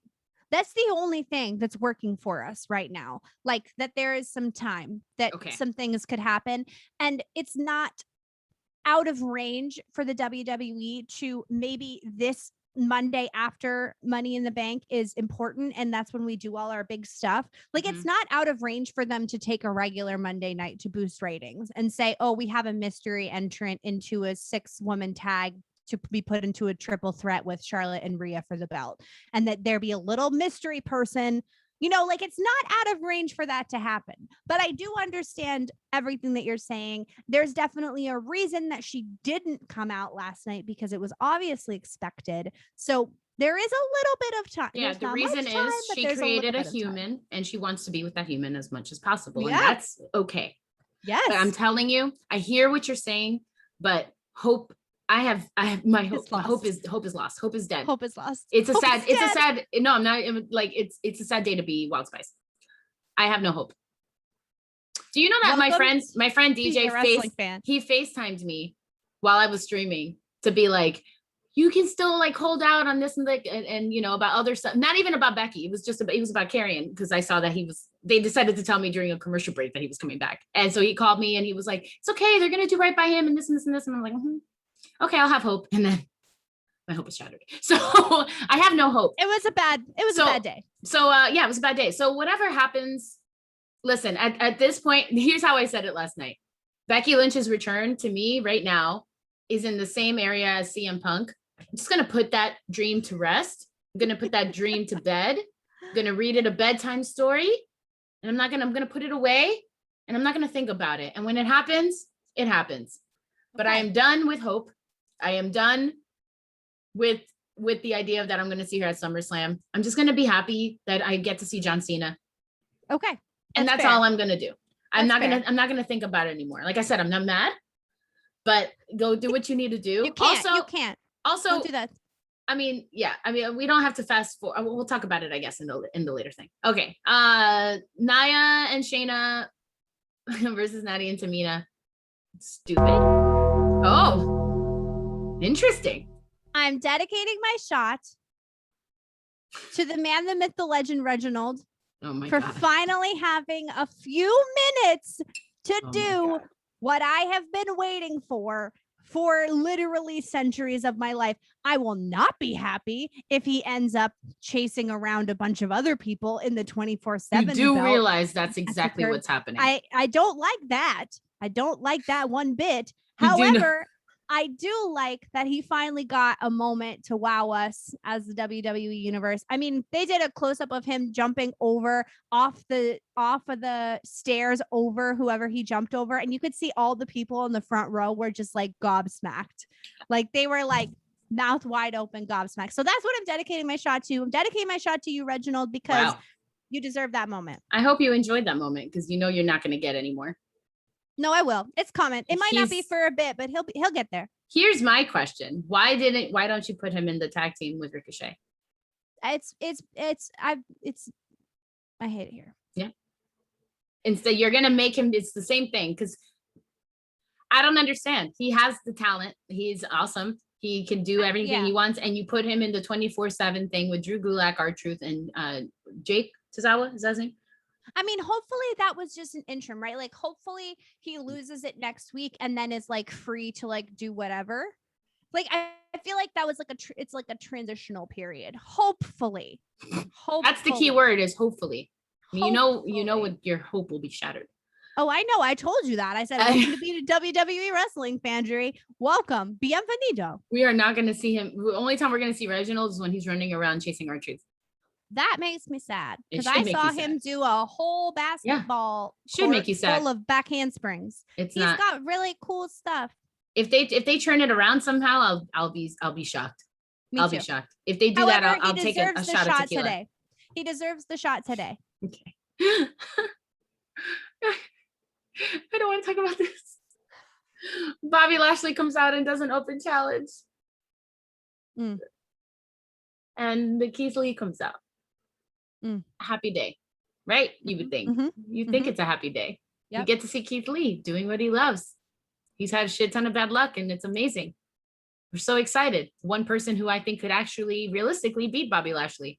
Yep. Comes out and challenges Bobby for a chance.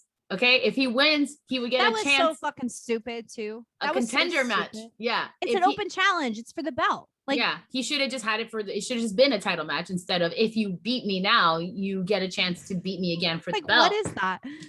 Problem, little by little, I'm telling you, like little by little, they were stripping me of any will I have to watch any more wrestling. This is where it started. So we're so excited, because I was like, oh my God, this is amazing. Keith Lee's going to win and he's going to have a title shot with Bobby Lashley. Great. Not today. Not ever. Satan works in mysterious ways. The devil is real, and he is called Vince McMahon. I don't know why. I don't know why this happened.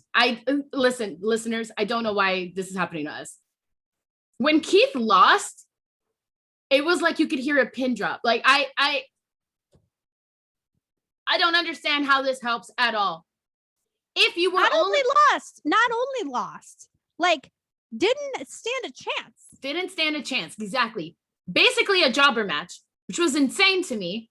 And if you're gonna do that you could have done that to anybody else who don't waste a return like that, just for a fucking as a fucking appetizer to fucking Goldberg coming out. Literally, no one fucking wants you here. I don't know who was cheering. You cannot cut the sleeves off of a baseball t-shirt and not look like you are in a gay softball league. Right here. You can't do it. It looked so bad. Like, what made you I have to show off my arms? Not with a baseball tee, boo-boo. Also, didn't we do this already? Legends Night, didn't Goldberg challenge Drew? And then like, didn't you guys see how the fans do not want to see this? We do not need, he does 2 matches a year for what? So you're going to bury Keith Lee, right? You're going to make Keith Lee look one weak. Of the best. One of the best, who's literally had COVID, and you can't even fucking give, we were talking about rewards, giving Nikki Cross a fucking briefcase. You can't give Keith Lee a fucking title match, let him win a fucking contender match. And a contender and a SummerSlam Keith Lee versus Bobby Lashley at SummerSlam would have been sick. Who's fucking writing for Raw? Nobody wants to see fucking Goldberg. Nobody. No, like literally, no. I haven't even been watching wrestling that long, and I don't want to fucking see him. This is literally, this is so fucking disrespectful to the fans. I felt like I got slapped in the face because I was so excited for Keith, and then you can't do that. You can't take Keith Lee, you can't bring him back into my life and then make him lose. You can't. And then and have it be like a fucking transitionary moment just to set up Goldberg coming out screaming, "I'm next." Boy, you have a microphone on. The fucking speakers are blowing out. You need to fucking relax. Nobody fucking wants to see that shit. And God help me. I'm telling you right now, God fucking help me if Goldberg beats Bobby Lashley. Like, God fucking help me if that happens. I don't know what the fuck you're doing, Vince McMahon, but you need to get your fucking head out of your ass and stop fucking attacking me, because one day you're gonna push me too motherfucking far. And I'm gonna fucking snap. And then, do you have anything else to say about it before? No, go ahead. Nope, not at all. This is going to be really hard. I'm just going to be here holding your space for you. Thank you. I'm going to put my mic down. Again, I apologize in advance. Bro, it makes me want to cry. How upset I am. And I know it might sound like I'm being like hella dramatic, but I'm going to say this, and then I wish you were there, PJ. I wish you were there to see it, because how excited I was when Karrion made his debut, which, by the way, was a watered down version of entrance of one of the best wrestling entrances I have ever seen. Water it down, fine. Scarlett's not there, fine. I accept all of this because I was so fucking happy. I'm gonna tell you, I was dancing. I was like, there's my mans. And it was announced that he was gonna fight Jeff Hardy. I laughed for fucking the whole commercial break. I laughed the whole time because I was like, even my stream, they were like, Jeff's pop is going to be insane, but his hip is also going to pop when Karrion breaks his hip in half or something like that. Like, it was literally we all thought that this was what it was going to be, because it's his debut, his main roster debut. This is our NXT champion who is undefeated, who has beat Finn Balor twice, beat Gargano, Pete Dunne, but Adam Cole, beat 4 men at the same motherfucking time, our current NXT champion. And now I understand that everybody watches NXT, but when you say he's going to debut against Jeff Hardy, I immediately went into like, wow, that's how they're going to start using Jeff Hardy now. Okay, to put people over, as he should be, because he is not the Jeff Hardy we all knew and loved. And where he's at in his career, he should be putting people over instead of what happened yesterday. The disrespect that I felt that happened, not just to Karrion, but to NXT as a brand, was sickening to me. Sickening to the point that I'm gonna cry. I'm gonna cry. It made me not want to watch wrestling. And that was the first time that that's happened to me in the time that I have started watching wrestling. And it sucked because I was so excited when Raw started last night. I was so excited. And then I just felt like dragged through the mud. And to put it in perspective for people who might think I'm exaggerating just because Karrion is one of my favorites, it's not even about him. I just felt like that was so disrespectful. It's his birthday also, which really sucked. But it just, to put it in perspective, how my chat was like telling me like how I felt, they were like, how you're feeling right now is how we felt when Brock broke Undertaker's streak. That's how I felt. And I had never felt that way watching wrestling before. Yeah, shit's happened that like made me mad. But this was the first time that I really felt like, what is the point? Because you watch somebody rise, you see that Triple H has spent a year building up this man to be a monster, an aggressive monster. Undefeated. My boy was undefeated. And I know he has to lose sometime. That's not the problem. It's the way he lost. That was a 2-minute match. The timing. That was a 2-minute match. You're telling me he can't beat Jeff Hardy? He can beat this Jeff Hardy. Cedric has beaten this Jeff Hardy. I get that it was a cheating in a roll-up. No, sorry. In the span of 3 minutes, they have completely obliterated everything that NXT was building. Now, the loss to Samoa Joe is going to seem like nothing. They literally, it's like this whole buildup that you've happened, and it's like the whole time that we've been working, like watching Karrion rise and rise and rise. Now when he loses to Samoa Joe, it's going to be worthless. That's the whole point of having somebody be undefeated. Like I was fully on expecting, like, yeah, Samoa Joe is going to beat him and he's going to be the one and this is going to be great. And then Karrion will go to the main roster and this and this. You completely wasted it. And in that span of time, not only did it hurt Karrion, but it hurt NXT as a brand. No one is going to take it serious because you fucking to Jeff Hardy, bro, to old ass fucking Jeff Hardy. I literally can't. Granted, yes, fine. He needed the win, but did he actually? You could have had anybody else come out. This literally, it doesn't make any sense. And I know you disagree, but when I'm telling you that, like, my heart was broken to the point, like, I could not even focus on this main event. I couldn't even fucking celebrate the fact that Charlotte and Rhea were the main event of Raw. I couldn't even appreciate that they were sacrificing their bodies, because when I tell you I was so fucking broken, it made me just never want to fucking watch this show ever again.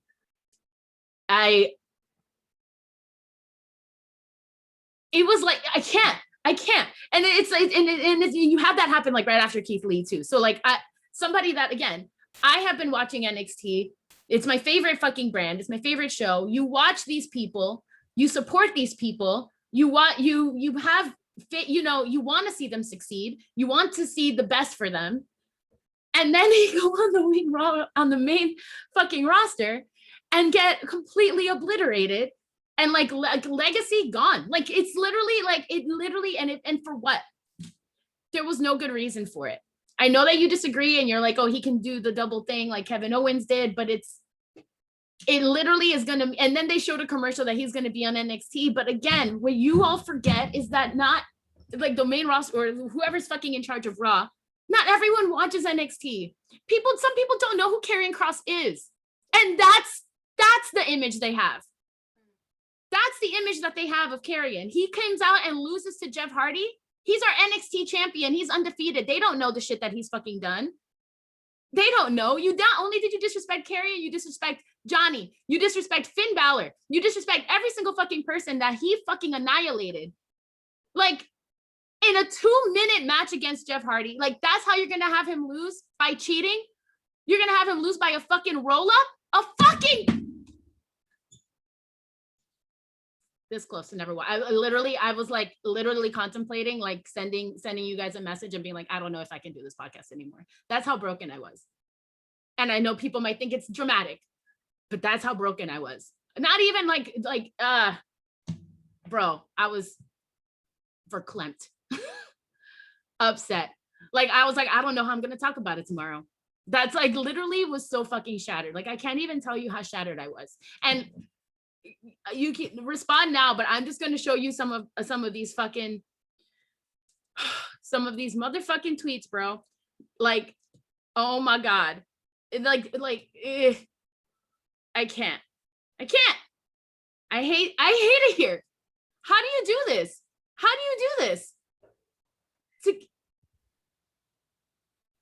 It's like, you know what I mean? Because like people don't know about him. And now this is what it is. Go on, respond. I apologize in advance. Go on. Well, what I don't want to do is tell you that anything that you're saying is wrong.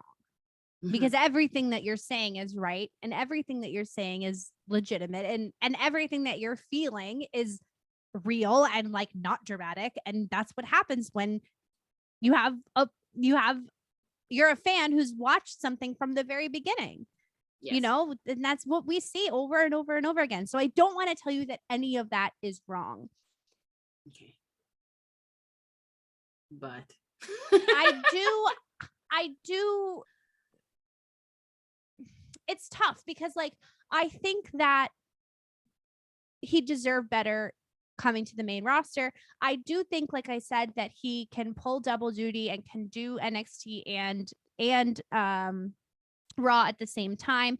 I do think that he is definitely going to beat the ever-loving shit out of Jeff Hardy.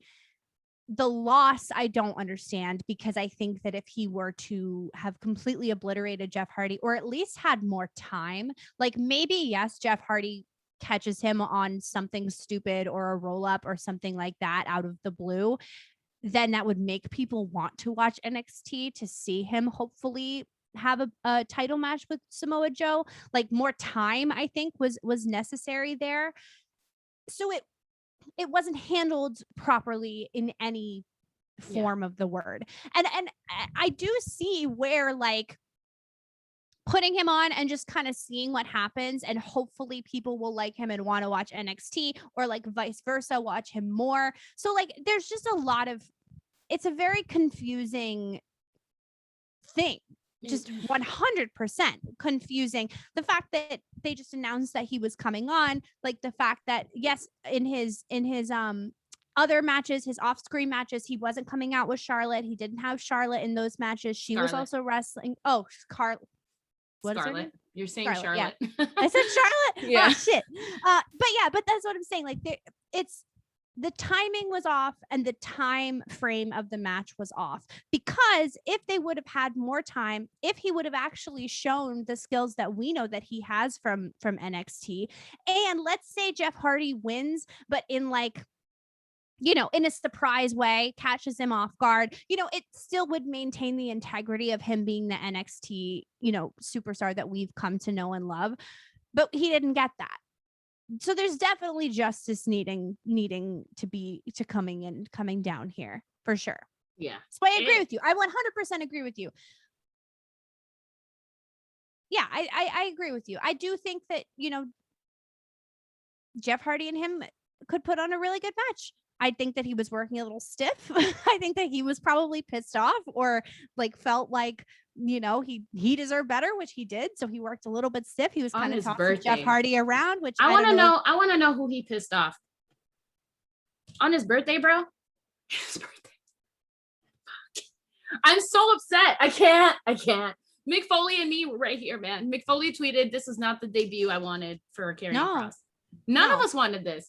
Like it felt like we were just, I was cheated is what it felt like. Yeah. Like I cannot believe the matches that we've seen him put on. I can't in no realm of possibility would I ever expect Jeff Hardy to win, cheating or no.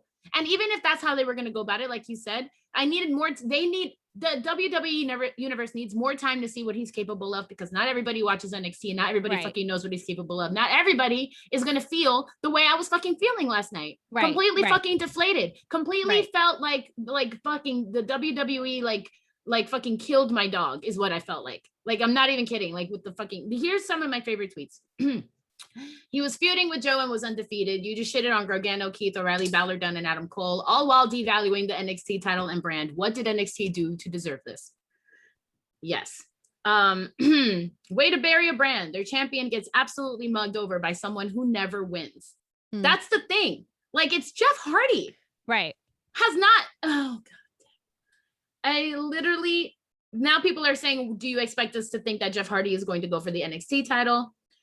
Like, Kross is undefeated, and it took y'all one fucking night to ruin him and the NXT title. One fucking night. There's another one. Kross is undefeated on NXT. You bring him to Raw, you fucked up his entrance, and you give him a loss. What the fuck is going on here? So disappointed. I can't. Like, literally, how you made Kross lose his first match. What was the point? Why would you book this match? Just have Kross squash a jobber, then have Jeff face some jobber, give the crowd a swanton bomb. Everyone's happy. So you beat Karrion and Keith Lee in the same night. What the fuck are we doing here? I wonder why they're rushing it. Like, I wonder what we're going to get, what he's going to do at SummerSlam. I wonder what we're going to get, because there has to be a reason for it to be the Raw after Money in the Bank. There has to be a reason. There has to be a reasoning. Tonight on NXT, like, they're just going to be talking shit to him. You know what I mean? I don't want to see that. I don't want to see fucking, like, and I love him, but I don't want to see Johnny being like literally, this is what I'm saying. Like, it's literally fucking everything up, because now they're going to be like, oh, didn't you just like try to go on Raw and got beat in like 2 minutes? Like,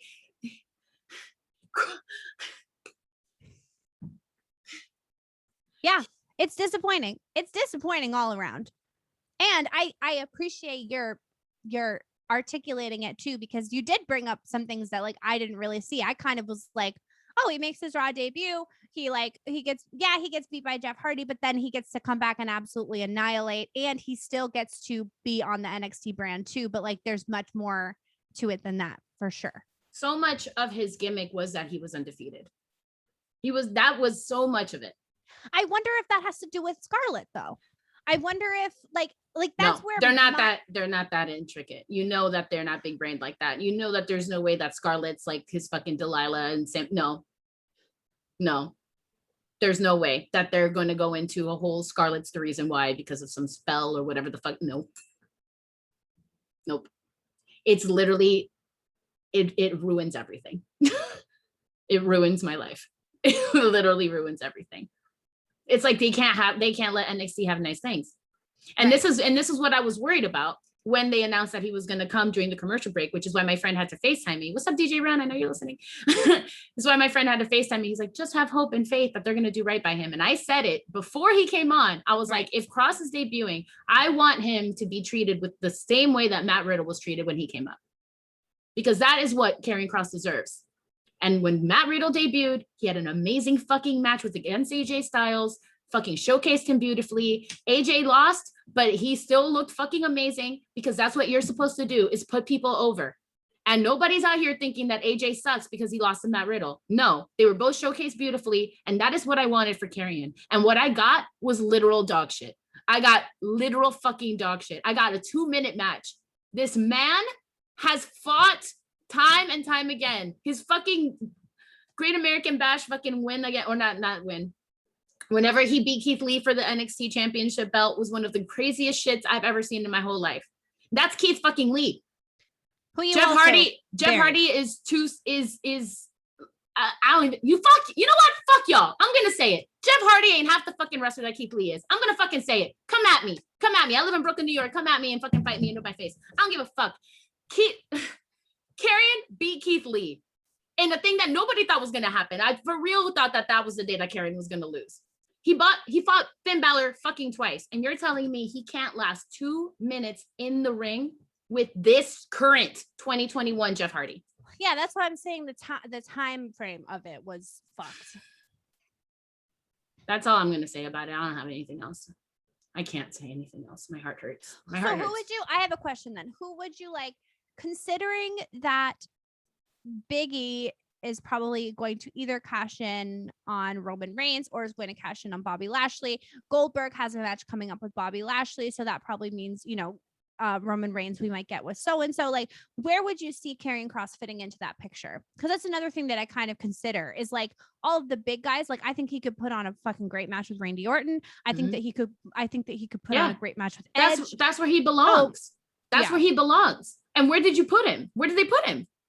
I think I would have honestly fucking loved to see him go. He could go against Bobby. I could see him going against Bobby. I could have seen him go against Roman. I could see him go against any of these fucking top tier fucking iconic wrestlers. Drew. You put fucking Jeff Hardy. Yes, Jeff Hardy is iconic. But y'all are lying to yourselves if you think he is anything close to the Jeff Hardy he used to fucking be. Right. He's not. So yeah, I would have loved Karrion versus Randy. Fuck yes. Yes. That would have been amazing. I got handed literal dog shit from a company that I fucking spend so much money on. I do understand. Like, I'm literally so upset about it. I'm spending like over $1,000 on this trip to go to SummerSlam, on tickets, on everything to go to support this fucking company that literally just handed me motherfucking dog shit. Like, I literally feel like somebody killed my dog. Like, that's how it felt like. Like Vince handed you the shit. Yeah. Yep. Like Vince strangled Minnie right in front of me is what it felt like. Like I literally, that's how upset I am about the whole situation. And it's like the straw that broke the camel's back because it was after Goldberg, after Keith Lee, after Becky not showing up, like a whole bunch of stuff that just kind of went down fucking hill that not even John Cena could help me. Did you know what I said last night? Do you know what I said last night? I literally said, if Becky comes out after this match, I'm not even going to be able to enjoy it. Is how over it I was. I was like, Becky could come out right now and you would get no reaction from me. Do you understand how painful that is? Like I was completely checked out. I was like, this is how you treat new fans? I literally was so upset. I was so upset. I was like, this is how you kill new fans, huh? This is how you kill us. I was so upset. And then we have to move on. But Nikki Cross cashes in and there's literally no hope for nothing anymore. Like like literally somebody in my stream said it. It was so funny. They were like, what if Nikki cashes in? And I was like, and then for a second I started caring again. I was like, that's not going to happen. And then I was like, you know what? Fuck it. At this point, who cares? Let Nikki cash in. Let it fucking happen. You know what's fucking funny? Care anymore. I literally forgot that happened until right now. And then it happened. And I was like, of course it did. Of course it did. Of course it did. Because why? Why would you have Nikki Cross win the briefcase and then one day later make her cash in? Yes, I'm happy for her, whatever the fuck. But isn't the whole point is to have like a fucking moment, like if a day after, one day later, and now she's and she beats Charlotte Flair. Like I hate it here. Title of this episode, I hate it here. It was gonna be We Want Becky. I thought that was gonna be a genius name of the episode. No, now it's just gonna be I hate it here. I hate it here. I truly am so upset. But you know what? Fine.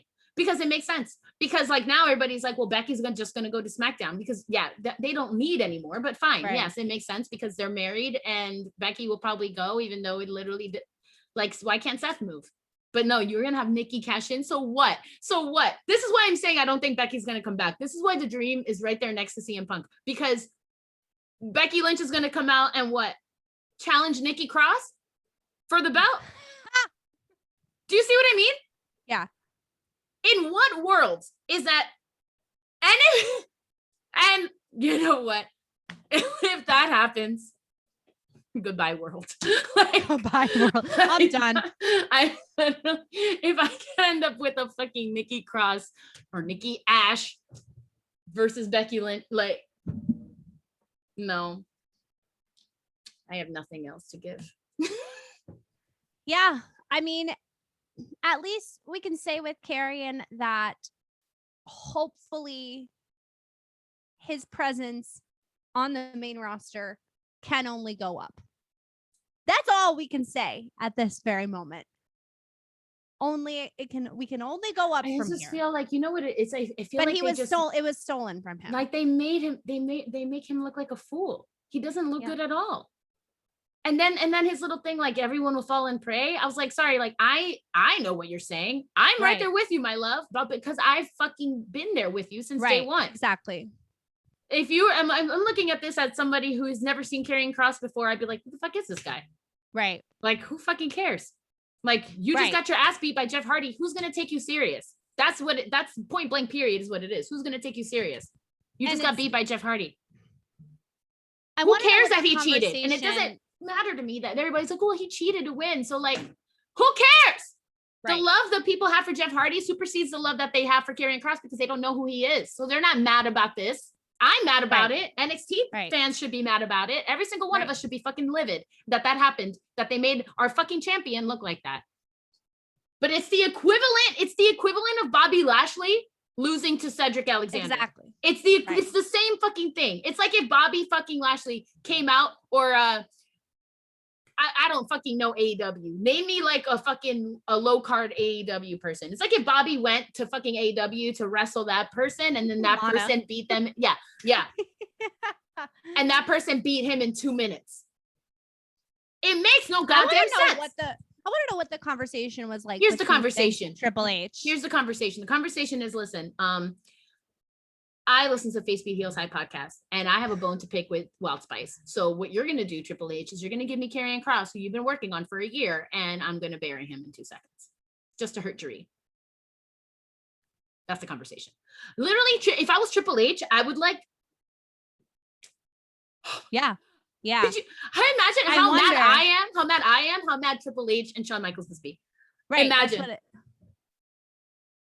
Yeah. You build him up to be this fucking monster. Anybody else, you could, if you were going to have him lose, the thing is bring out Randy, bring out somebody. They had such a good build up coming to NXT even. Do you remember when we started to get those little, the little like sprinkles of their like zhuzh or whatever? We didn't know what they were about or who they were, but we knew they were going to be cool. The second that they came out, I was like, I love them. I remember what I said on that episode. I will quote myself. I remember my first exact moment, what I said about them on this podcast. I said, it was like as if the wrestling gods molded the ideal wrestlers for me. That's what Karrion Kross and Scarlett were. It was like, what would be like the ideal situation for Jaree? And that's what they were. That's the thing I said about them when I first saw them on this fucking show. And now I just feel like I got punched in the stomach, dude. I never felt more disrespected in my life. If you guys really want to see some sad shit, go back and watch that video on my Twitch stream. If you really want to see me just lose all faith in wrestling. It was a sad moment for everyone. I had to watch videos of curling to make myself feel better. You and curling. I don't understand why you watch curling. It's hilarious. Okay, well, if you feel like you have spoken your truth, I do have one thing for what in the wrestling world that I wanted to tell you and Baker, but apparently Baker is just in Panama. Listen to this. It was one of the top 5 moments in my career. I do want to say this, that you have completely revitalized my career. I've been doing this for almost 25 years now, and I've seen everything in WWE. You go through different partners over the years, and everybody I've worked with has been great, but you're different. I know what this is. Guys, because you're a true fan. You bring the enthusiasm to the product, and I realize I have to step up my game to keep up with what you're doing from an enthusiastic standpoint, and it's been a lot of fun for me. I just want to thank you for breathing some life into this old body again. So what we need to do is put Michael Cole into a home because he's clearly off his meds. It's been a rough wrestling week for Wild Spice. I don't understand why my dad is hurting me. Like, I don't know what I did. All I've ever done is love this fucking sport. Like this, all I've ever done is just love it. Michael Cole, how could you? Are you kidding? Is he worthy of this praise? He's a fucking buffoon. He's literally on the fucking commentator table. Well, you know what, Michael Cole, as long as you're happy, this is literally like fine. It's fine. I guess. Fine. Hey, I just needed to share it because I knew it was funner. I knew that it was better than what y'all were saying. And sometimes I lose faith in myself when it's the Baker Wild Spice on one page, and PJ on the other. He is fun, but I just feel like he does too much sometimes, and it's too distracting from what like people. I like again, and I'm not saying it. I'm just saying it for me. I get distracted. So I think I agree with you, but I think that it's gotten much better now that we have fans. I think that he was putting that on extra because we were watching from home. I think that it was way better on Money in the Bank. I think that it was less like trying, and more so just like feeding off, vibing. Yeah. All right. So, I mean, if you are worthy of this Michael Cole praise. Yeah, exactly. You're worthy of Facebook Heels High podcast. I mean, I wasn't going to say all that. I was going to say, if my dad's happy, then I'm happy. But you're like my dad's like girlfriend who's half her age. And I'm just like, I mean, whatever, I'll deal with you because you make my dad happy, but I don't like you. So We are getting an edgy wild spice today, ladies and gentlemen. This is not the day. This is the dark. not This is the a dark It's day. a dark day. I almost thought you weren't going to show up. I texted her at like 11:05. Like, I are was- you recording today? I was gonna myself. literally the only reason I was like I was gonna text you last night and be like, I don't think I can do it. Like I literally was gonna be like, I don't think I can. And then I remembered that Becky wasn't gonna be here, and I was like, oh, I have to do it. I Because would have done it by my own self. And I'm like, couldn't. what are we drinking today? Oh, I'm having a White Claw. Oh, okay. That'd be fun. No, I had to and just defend him. But I said it yesterday. I was like, I'm not even gonna talk about it. I was like, I'm just gonna glaze right over it. Well, I'm glad And you did. PJ was like, I'm gonna talk about it anyway. And I was like, well, I can't let you say those things. So I have to I have to defend my boy because I'm mad. No, and I didn't even get to talk about Drew and mutilating Shanky with the chair. The 20 chair Seriously. shots. Oof. Which, by the Yeah. way, to do that to me right before Karrion Kross, I was so hot and bothered. That was like one of the hottest things I've ever seen in my life. Like Drew looking in the black wife beater, Yes. so Man. fine. Oh, We'll end on that. I was We'll so end on happy. that. I was so happy. What a good time. I wish I can go back. Anyways, that's our episode. Sorry. If you're just joining us, if it's your first time listening to us, go back and watch Meet the Divas. Oh no. All right. I'm sweating. If you I guess we're gonna do this next week. I'm gonna be doing the show till I die. So see you next week. Until then, keep your face beat and your heels high. Goodbye.